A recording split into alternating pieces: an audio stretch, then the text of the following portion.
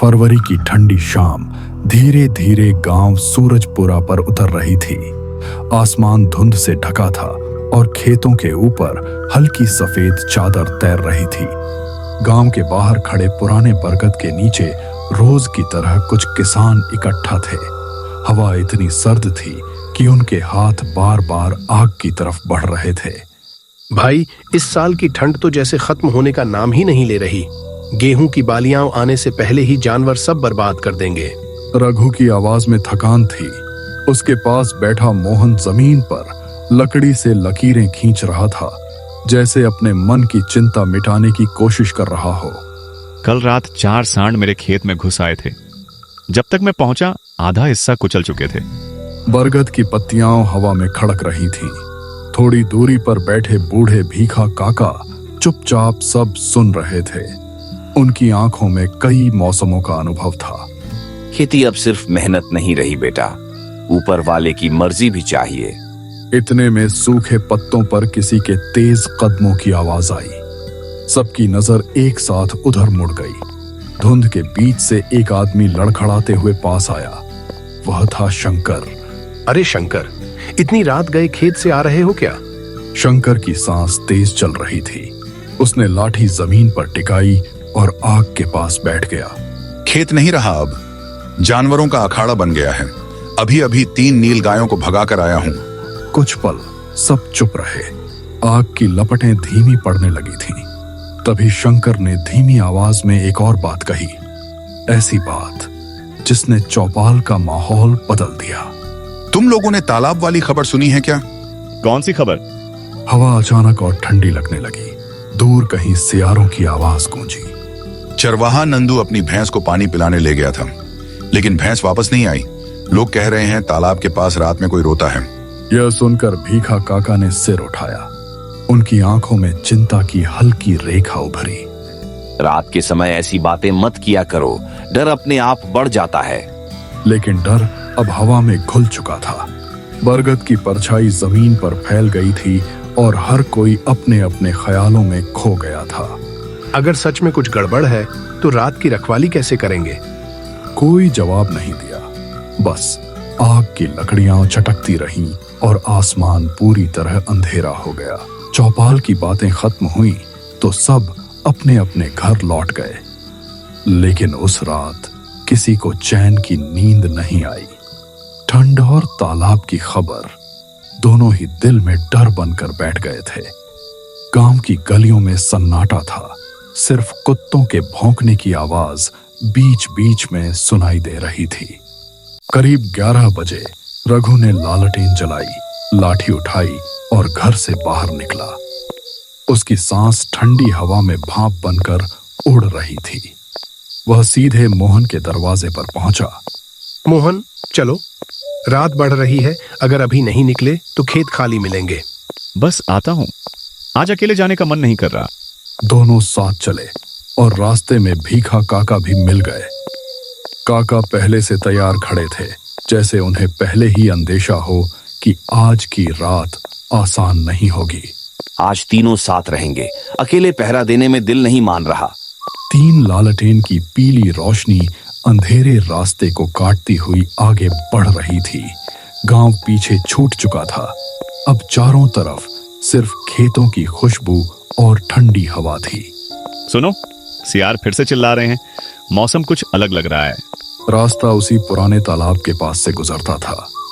जैसे जैसे वे तालाब के करीब पहुंचे, उनकी बातें खुद ब खुद धीमी पड़ गईं। पानी काला दिख रहा था और पेड़ की टेढ़ी डालियां अजीब सी आकृति बना रही थीं। लालटेन ऊंची रखो, इधर उधर मत देखना, बस सीधे चलते रहो। हवा में एक अजीब सी नमी थी। ऐसा लग रहा था जैसे कोई उन्हें दूर से देख रहा हो। कदमों की आहट के अलावा वहां कुछ भी सुनाई नहीं दे रहा था। रघु, अगर सच में कुछ है वहां तो हमें लौट जाना चाहिए क्या? डर से खेत नहीं बचेंगे, बस थोड़ा और चलो, मेड़ पास ही है। तीनों जल्दी जल्दी कदम बढ़ाते हुए तालाब पार कर गए। कुछ दूर जाकर जब उन्हें अपने खेत दिखे तो जैसे दिल की धड़कन थोड़ी धीमी हुई। पहले आग जला लो, ठंड बढ़ रही है। उन्होंने सूखी टहनियां इकट्ठा की और अलाव सुलगाया। आग की लपटें उठी तो अंधेरा थोड़ा पीछे हट गया। आज रास्ता पार करते वक्त लगा जैसे कोई हमारे पीछे चल रहा था। मन का वहम है शायद, लेकिन आवाज सच में अजीब थी। रात धीरे धीरे और गहरी होती जा रही थी। आसमान पर बादल छा गए थे और दूर बिजली की हल्की चमक दिखाई दे रही थी।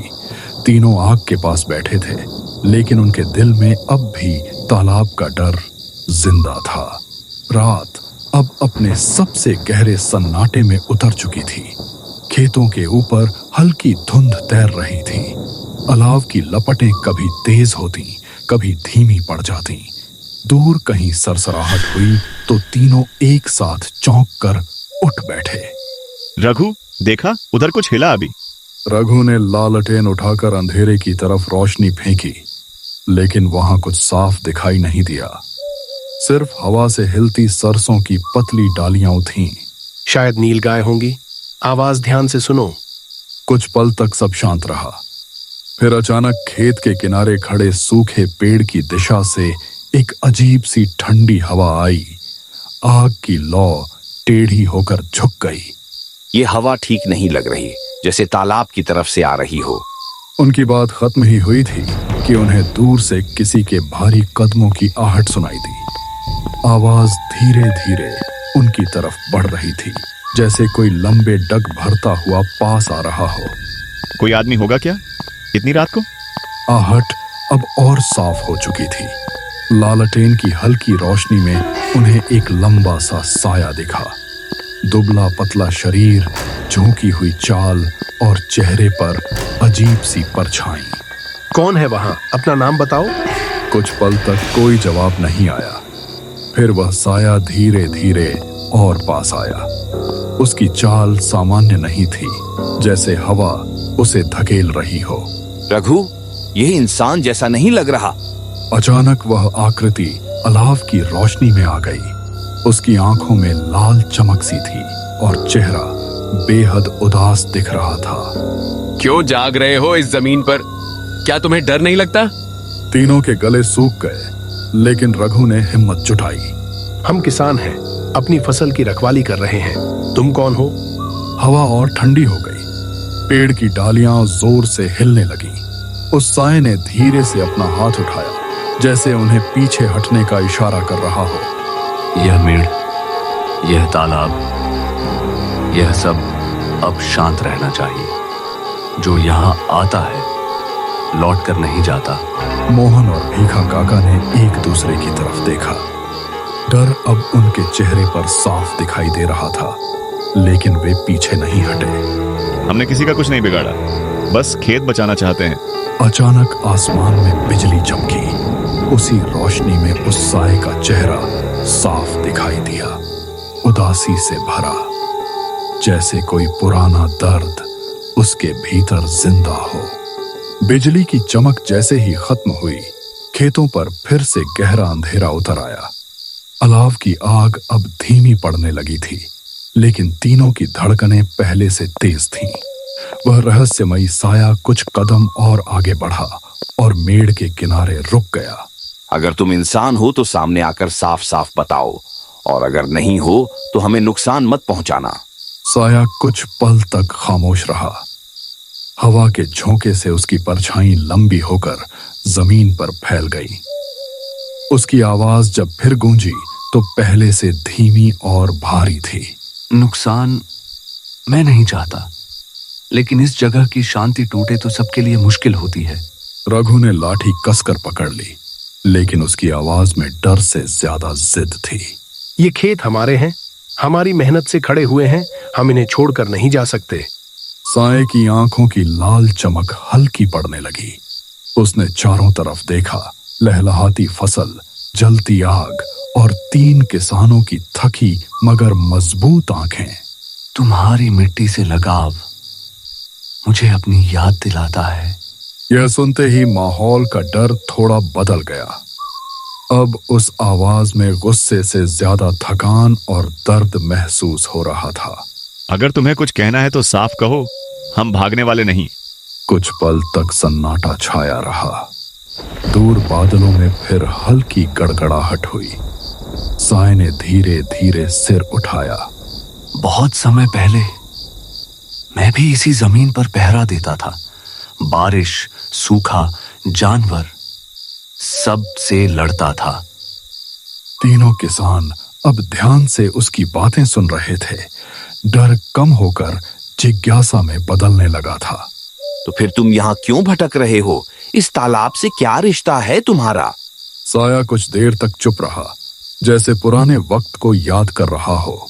हवा अचानक शांत हो गई और पेड़ की टहनियां स्थिर हो गईं। कभी इस तालाब को बचाने के लिए मैंने सब कुछ खो दिया था और उसी रात मेरी कहानी यहीं खत्म हो गई।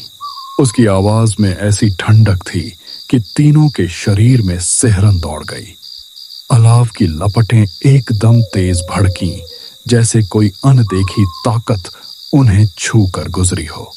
तुम्हारी कहानी क्या है? हमें बताओ, शायद हम समझ सकें। साया धीरे धीरे आग के करीब आया। अब उसका चेहरा डरावना कम और थका हुआ ज्यादा लग रहा था। उसकी आंखों की लाल चमक भी फीकी पड़ने लगी थी। खेतों के ऊपर ठंडी हवा थम सी गई थी। ऐसा लग रहा था जैसे पूरी रात उस साय की कहानी सुनने के लिए ठहर गई हो। अलाव की लपटें उसके चेहरे पर पड़ रही थीं और पहली बार तीनों को उसमें डर से ज्यादा दर्द दिखाई दे रहा था। बहुत पुराने समय की बात है, जब इस जगह पर सूखा पड़ा था। लोग पानी के लिए भटकते थे और खेत बंजर हो गए थे। रघु, मोहन और भीखा काका बिना पलक झपकाए उसे सुनते रहे। अब उनके मन में डर की जगह सहानुभूति जन्म लेने लगी थी। तब मैंने अपने हाथों से यह तालाब बनाया था ताकि गांव जिंदा रह सके। दिन रात मेहनत की, लेकिन कुछ लोग इस जमीन पर कब्जा करना चाहते थे। उसकी आवाज भारी हो गई। हवा फिर से चलने लगी और सरसों की फसल लहराने लगी। फिर क्या हुआ? साया कुछ पल के लिए चुप हो गया। ऐसा लगा जैसे पुराने जख्म फिर से खुल गए हों। एक कड़ाके की रात उन्होंने मुझे इसी पेड़ के पास छोड़ दिया। ठंड और अकेलेपन में मेरी सांसें धीरे धीरे खत्म हो गईं और तब से मैं यहीं हूं। तीनों के चेहरों पर गहरी उदासी उतर आई। जिस डर से वे भाग रहे थे वह अब एक अधूरी कहानी बनकर सामने खड़ा था। तो तुम इस जमीन के रखवाले हो, हमें नुकसान क्यों पहुंचाओगे? साया उनकी तरफ देखता रहा। उसकी आंखों की लाली अब लगभग गायब हो चुकी थी। नुकसान नहीं चाहता, लेकिन जब लोग लालच में तालाब को छेड़ते हैं तब मुझे रोकना पड़ता है। मवेशी पानी की गहराई में खुद चले गए थे, मैंने किसी को खींचा नहीं। रघु ने धीरे से लाठी जमीन पर टिका दी। उसका डर अब पूरी तरह खत्म हो चुका था। अगर तुम सच में इस मिट्टी के रक्षक हो तो हम भी तुम्हारा मान रखेंगे। हम तालाब को कभी नुकसान नहीं पहुंचाएंगे। यह सुनकर साया कुछ पल शांत खड़ा रहा। फिर उसने खेतों की तरफ देखा। हरी बालियां हवा में झूम रही थीं। तुम लोगों की मेहनत मुझे अपने दिनों की याद दिलाती है। अचानक आसमान में हल्की बारिश शुरू हो गई। बूंदें अलाव के आसपास गिरने लगीं और रात में एक अजीब सी शांति फैल गई। तो क्या अब हमें डरने की जरूरत नहीं? साया धीरे धीरे पीछे हटने लगा। उसकी आकृति धुंध में खुलने लगी थी। जब तक तुम इस मिट्टी का सम्मान करोगे, कोई बुरी ताकत इस मेड़ को पार नहीं करेगी। बारिश अब तेज हो चुकी थी। बूंदें मिट्टी पर गिरकर एक अलग ही खुशबू फैला रही थीं। अलाव लगभग बुझ चुका था, लेकिन तीनों के दिल में अब डर नहीं था। सिर्फ एक अजीब सी शांति थी। जिस साय से वे कांप रहे थे वही अब उन्हें इस जमीन का पहरेदार लग रहा था। रघु, लगता है वो सच में हमारी रक्षा करना चाहता था। रघु ने तालाब की दिशा में देखा। धुंध के बीच वह आकृति धीरे धीरे गायब हो रही थी, जैसे बारिश उसे अपने साथ बहा ले जा रही हो। आज समझ आया, हर डरावनी चीज बुरी नहीं होती। भीखा काका ने हाथ जोड़कर पीपल के पेड़ की तरफ सिर झुका दिया। उनकी आंखों में सम्मान था। यह मिट्टी किसी के बलिदान से बची है, अब इसे संभालना हमारी जिम्मेदारी है। बारिश थोड़ी थमी तो उन्होंने फिर से सूखी लकड़ियां डालकर हल्की आग जलाई। रात का बाकी पहर बिना किसी हलचल के बीत गया। ना नील गाय आई, ना कोई सांड। खेत बिल्कुल शांत थे, जैसे किसी अदृश्य शक्ति ने पहरा दे रखा हो। आज तो एक भी जानवर नहीं दिखा, ये पहले कभी नहीं हुआ। सुबह की पहली हल्की रोशनी आसमान में फैलने लगी। बादलों के पीछे से सूरज की किरणें झांक रही थीं। तीनों ने खेतों का चक्कर लगाया। फसल सुरक्षित थी, एक भी पौधा रौंदा हुआ नहीं मिला। लगता है उसका आशीर्वाद सच में काम कर गया। गांव लौटते वक्त उनके कदम हल्के थे। रात का डर अब एक कहानी बन चुका था। उस दिन के बाद गांव में अजीब शांति रहने लगी।